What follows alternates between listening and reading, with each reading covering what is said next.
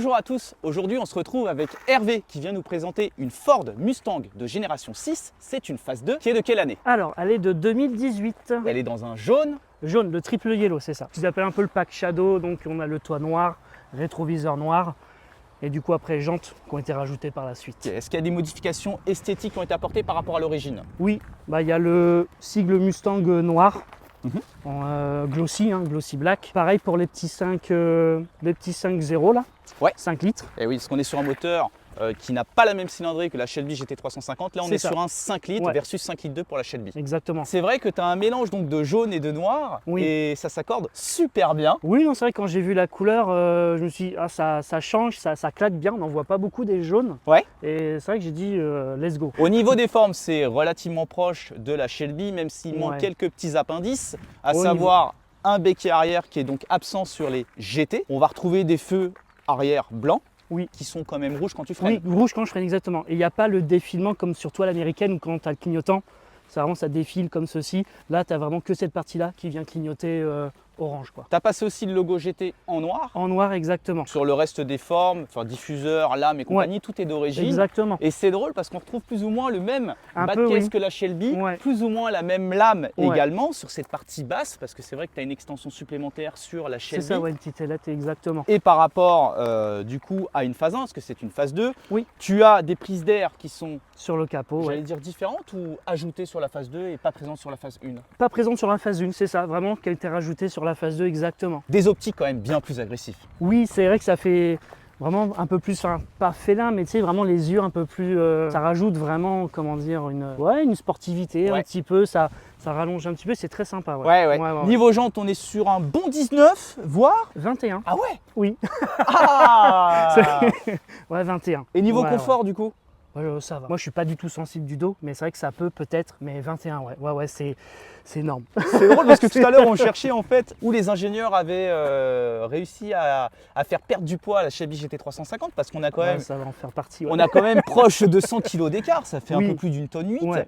Et bah les jantes à mon avis en font partie parce que Ah, là oui, du je pense, 21 ouais. pouces ça Ouais. doit pas être si léger que ça, ouais. Mais du coup, vu que c'est plus large que d'origine, parce que là, on est en 265, c'est ça, alors Ouais. qu'on est en 255 d'origine à l'avant, et du coup 285 à l'arrière. Versus Et 275 c'est ça. d'origine. Et le truc marrant, c'est que si tu regardes, ça va vraiment, ça Ouais. tombe à fleur. C'est à fleur. OCT, c'est juste. Niveau freinage, on a Disque ventilé, pas percé ni rainuré, et ça mord quand même. Le freinage est sécurisant. Enfin, on sent que malgré les Newton 8, on sent quand même que ça mord. ouais, on peut passer sur l'intérieur. Ouais, vas-y. On est accueilli par des sièges confort, Confort, c'est En ça cuir, exactement. Ouais, l'Amérique. Ouais, ouais, c'est ça. Voilà. Et là où on va avoir quand même pas mal de différences par rapport à une phase 1, c'est Ouais. tout le tableau numérique en effet, Exactement. l'instrumentation. Ouais. On n'est pas sur des compteurs à aiguilles. C'est une Ford, donc ça gueule comme à chaque fois. C'est quand même bien plus moderne, faut le dire. Oui, puis c'est vrai que il y a pas mal de petits tips sympas. C'est vrai que on peut personnaliser à la fois les couleurs, les compteurs vont changer, on va dire, de Puis sur design ce en bouton, fonction ouais, du mode, boost- exactement. Le bouton mode, ouais. Il y a 3 à peu près différents modes, on va dire, de conduite entre guillemets, où ça va changer, les compteurs, etc. Et puis même tout ce qui est lumière d'ambiance, c'est-à-dire lumière au niveau des pieds, par exemple, au niveau des portières, au niveau des poignets, tout ça, on peut choisir aussi la couleur que l'on veut, que l'on souhaite dans l'interface. Donc ça rajoute une petite touche de modernité, on va dire. Quelque chose que j'apprécie particulièrement, c'est qu'on a conservé en fait cette casquette Oui, la casquette comme avant, ouais. avec la signature d'œil. Mustang. Ouais. Et ça, Exactement. c'est fort appréciable. Oui. Un volant qui est en cuir quasi intégral, Oui, on va avec dire un peu de chrome. classique, quoi, ouais, classique. Il n'y a pas de méplats comme sur la Shelby, etc. Mais voilà. On retrouve le pack shaker qui apporte Oui. plus d'haut-parleurs. Le 5.3, C'est ça, le Signe 3, exactement. Ouais, donc ouais. avec Apple CarPlay, C'est toutes ça. ces Ouais, choses. donc voiture polyvalente, quoi. Et puis une Il y a boîte tout ce qu'il manuelle. faut. Exactement. Est-ce que tu avais hésité entre les deux, boîte manu, boîte automatique? Un petit peu, oui. J'avais en premier été voir une Mustang de même génération, mais en boîte auto. Et c'était sympa, hein, ça marchait, mais c'est vrai que l'accélération, pas la même sensation. Ouais. Je veux dire, pas la même sensation. En plus, c'est vrai que c'est une boîte 10 rapports, ça me paraissait interminable. Ça doit être très lissé surtout. Oui, c'est ça. Et puis du coup, j'ai vu ça là en boîte manu, j'ai dit bon bah let's go. Et c'est vrai que là en boîte manu, on a ce petit coup, on va dire, voilà, dans le dos quand on accélère, quand on passe les rapports, qui est assez sympa, quoi. Ouais. Complètement. Après, c'est vrai que ça va dépendre un petit peu de ce qu'on recherche. Par exemple, quelqu'un qui est beaucoup en ville ou qui va Voilà, souvent passer des rapports, la boîte auto c'est un confort quoi. C'est vrai qu'après tout dépend de ce qu'on recherche, mais Je vois une consommation de 20 litres et quelques. Oui. C'est un peu élevé quand même. Hein. oui, bon, c'est vrai que le V8, on a envie d'être dans les tours, hein, donc c'est vrai que Alors, ouais, c'est un peu élevé. Alors il y a ça, et ça va peut-être nous permettre de passer Oui, sur bah la oui. partie moteur, parce que cette Exactement. consommation qui est quand même plus élevée que la normale s'explique Par, on va dire, la petite reprogrammation à l'éthanol, effectivement. parce qu'on le rappelle, l'éthanol te fait consommer à peu près un quart en Oui, plus. c'est ça, 20-25 exactement pour cent en plus. Hein. Ouais, c'est ça. Ouais, donc c'est À peu près, ouais. Ça se ressent. Ouais. Ouais. Mais c'est vrai qu'après, du coup, je regarde pas à la pompe. C'est vrai que je rempote. Après, est-ce que c'est. Mais c'est juste, on se dit à la pompe, tu vois, on met moins d'argent, ça te fait plaisir, mais tu y vas plus souvent. Ouais. Mais bizarrement, tu as l'impression de moins dépenser quand même. Ouais, Voilà, oui, ça va quand même du simple au double hein, sur le prix au litre. Hein, donc, Ah oui, et le clairement. moteur comme qui apparemment le supporte quand même plutôt pas mal. Ça se fait souvent sur C'est les dans l'ADN américaines. Ford, ça. de C'est toute ça. façon. Ouais, Ouais, ils font effectivement. déjà des moteurs FlexiFuel de base, des Puma, il faut que tu... Yes.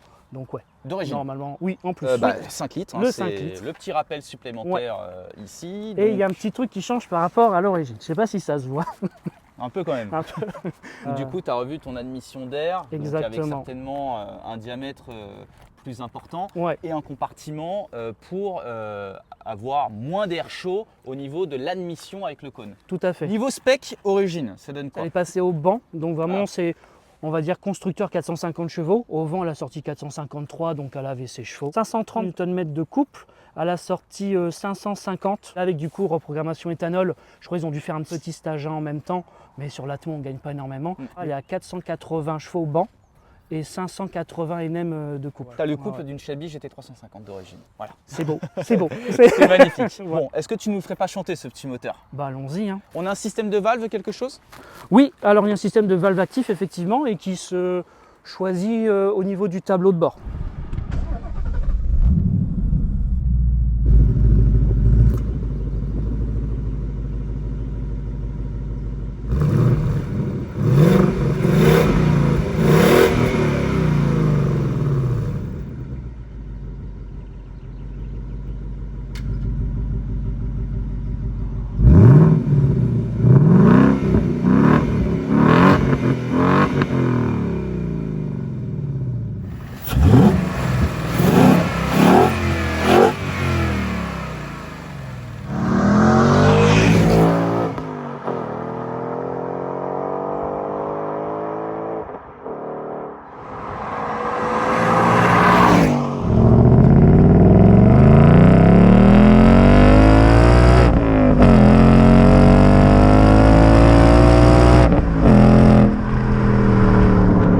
Niveau son, c'est très beau.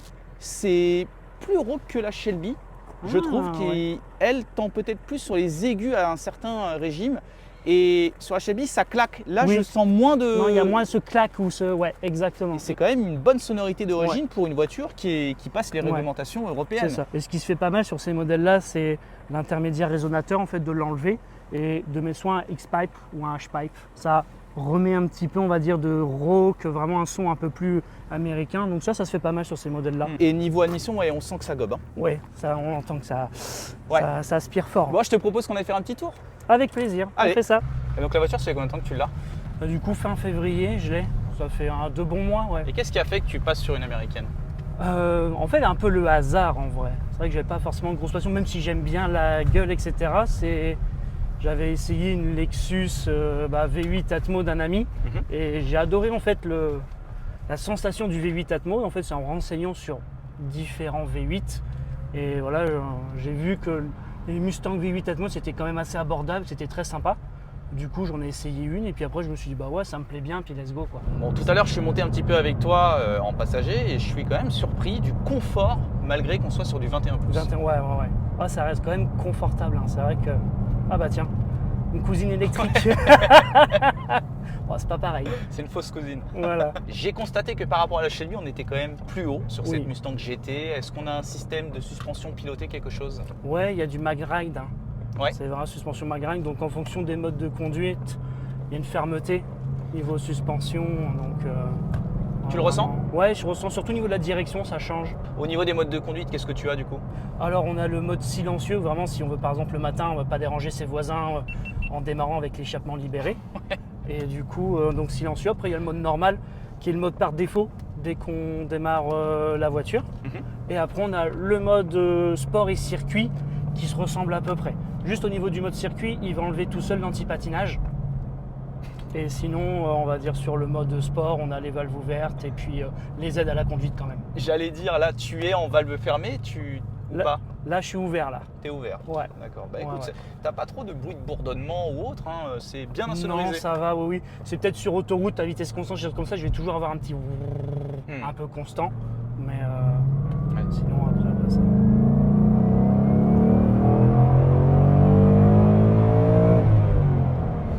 Ouais, ça... Alors tu ressens bien le couple? Ouais. T'as de la longe? Ouais, c'est ça, c'est impressionnant. Hein. Ouais. On a l'impression que ça finit jamais. C'est vraiment l'atmos, c'est vrai que pour ça c'est très sympa, ouais. Ah bah tiens. Ah ouais, sympa aussi. Hein. Ouais. Une autre époque, mais sympa. Ouais, un peu plus âgée cette Ouais, cousine, ouais. cette vraie cousine. Vraie cousine, oui. Bah écoute, avec ta reprogrammation, donc cet agent, on le rappelle, t'as 480 chevaux, 580 Nm. Ouais. Bon, je sens pas de grande différence par rapport à la Shelby pour le moment. Ah ouais. Ça serait d'ailleurs intéressant tout à l'heure Ouais, du que ressenti, je te montre et que tu partages ton Bien ressenti. sûr. Ouais, pourquoi Après, bon, c'était sur une courte accélération, Oui. à voir ce que ça donne sur d'autres vitesses et sur d'autres rapports.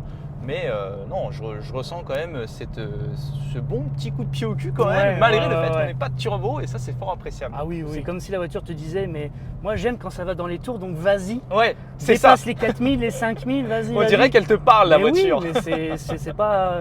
Ouais, c'est marrant. Pour parler de valeur, ça coûte à peu près combien aujourd'hui sur le marché? Alors on va dire celle-ci, on va dire donc début des donc génération 6 mais phase 2. Donc à partir de 2018, on va dire celle-ci m'a coûté 46, on va dire, entre 46 et 47, avec le malus, avec la carte grise.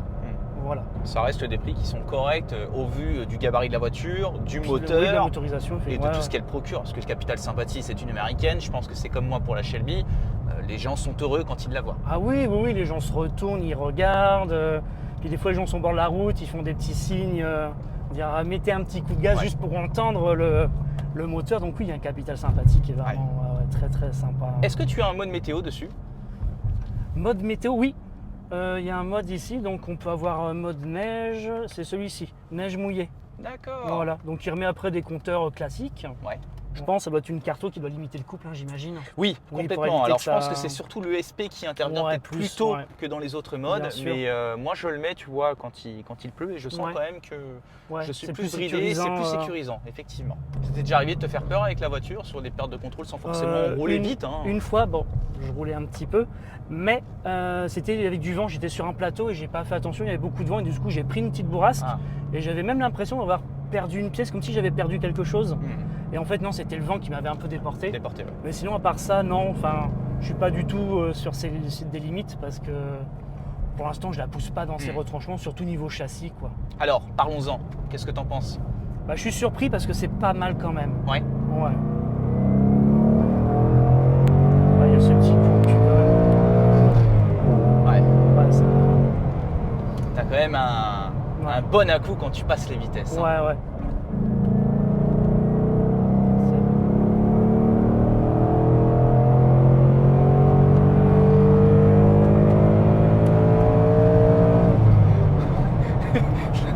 J'ai du mal à passer la 4.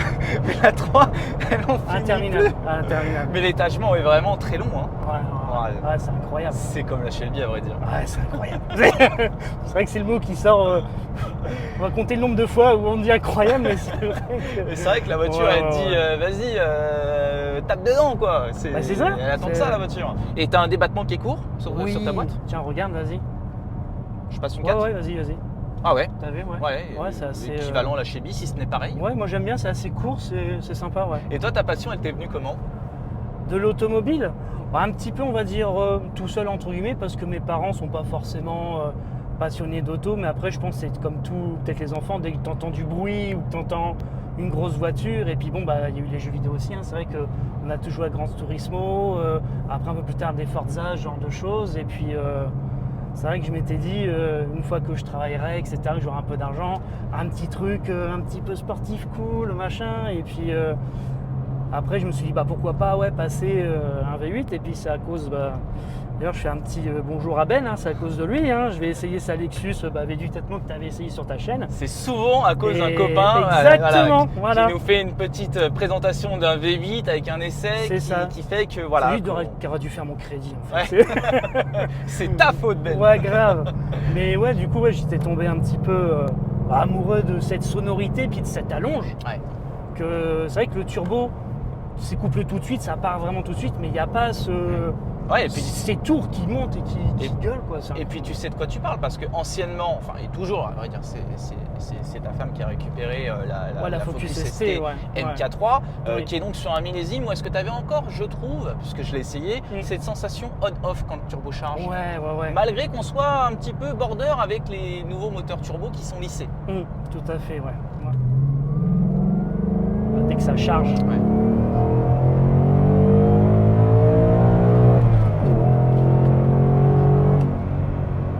Maintenant qu'on a fait une autre voie d'insertion, je suis partagé par rapport à la comparaison à la Shelby GT350. Alors je trouve que la Shelby GT350 c'est quand même plus brutal sur la montée en régime. Ouais. Mais tu vois, regarde en deux, niveau brutalité.